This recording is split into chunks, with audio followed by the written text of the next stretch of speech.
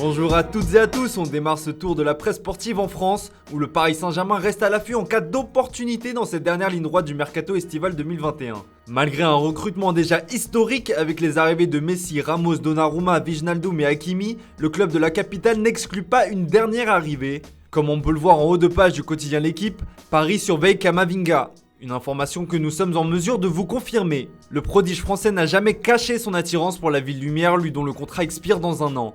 Comme indiqué par le quotidien sportif français, une offre de 30 millions d'euros pourrait suffire à convaincre les dirigeants bretons qui ne veulent pas le laisser partir gratuitement.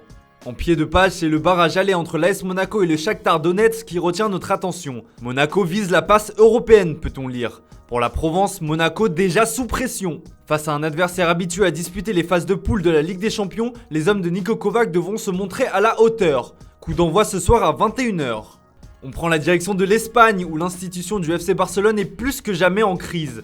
A l'occasion d'un point presse hier, le président Joan Laporta a foudroyé son prédécesseur Josep Bartomeu. Les contre-attaques de Laporta titre le quotidien Sport qui reprend plusieurs déclarations fortes du président barcelonais sur sa une.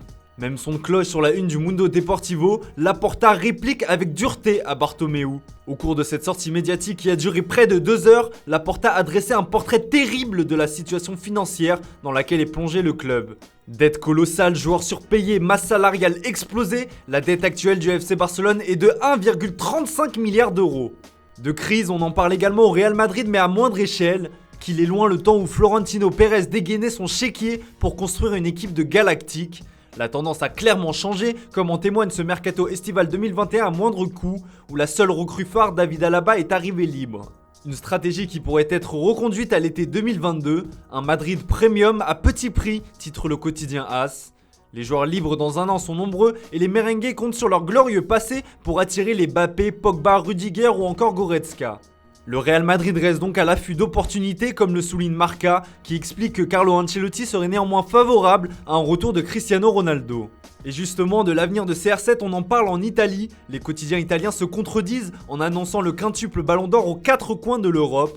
L'imbroglio Cristiano résume tout au sport qui assure qu'il restera à la Juventus pour partir librement l'été prochain au PSG. Pour le Quotidiano Sportivo, l'échange Cristiano Ronaldo-Mauro Icardi serait toujours d'actualité. Alors que pour le Corriere, son agent Jorge Mendes négocie son départ à Manchester City. Des rumeurs à tout va qui feront certainement rire le principal intéressé. Toujours dans la botte, c'est le possible futur transfert de la pépite Dusan Vlahovic qui fait la une du Corriere dello Sport. L'attaquant de la Fiorentina voit l'Atlético Madrid lui faire une cour assidue. Relativement calme pour l'heure avec la seule arrivée de Rodrigo De Paul, les Colchoneros prépareraient déjà la succession de Luis Suarez. Une offre de 70 millions d'euros pour le buteur serbe, auteur de 21 buts en 37 matchs de championnat, pourrait arriver sur la table des dirigeants de la Viola.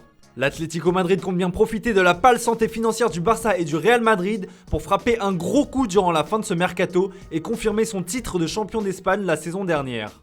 Et on termine ce tour de la presse sportive en Angleterre, où l'avenir d'Harry Kane fait toujours autant parler. Alors que Tottenham a battu son potentiel futur club Manchester City en ouverture du championnat, les Spurs font tout pour convaincre le buteur anglais de rester. Néanmoins, à 2 semaines de la clôture du mercato, le temps presse. C'est maintenant ou jamais, titre le Daily Mail. Une situation pesante pour le club et ses coéquipiers qui passeront néanmoins l'éponge si l'intéressé venait à changer son fusil d'épaule. Selon la presse britannique, le joueur de 28 ans devrait être de retour dans le groupe pour la Ligue Europa Conférence ce jeudi face à Pacos de Ferreira. Serait-ce un indice sur son avenir ? Voilà, c'est tout pour ce matin. Bonne journée à tous, on se retrouve tout à l'heure pour le traditionnel JT Foot Mercato.